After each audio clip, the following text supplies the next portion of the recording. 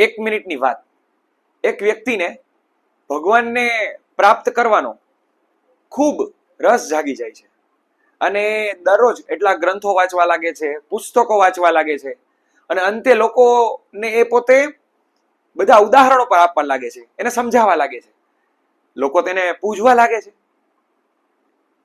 પણ તેને ભગવાન પ્રાપ્ત થતા નથી. અંતે તે વ્યક્તિ નક્કી કરે છે કે મારે સમુદ્રમાં પડીને આજે તો મરી જ જવું છે. સમુદ્ર કિનારે જાય છે તો ત્યાં એક બાળક ગ્લાસમાં પાણી ભરી રહ્યું હોય છે. એટલે આ માણસ પૂછે છે કે તમે શું કરી રહ્યા છો? બાળક કહે છે કે હું સમુદ્રને ભરી રહ્યો છું.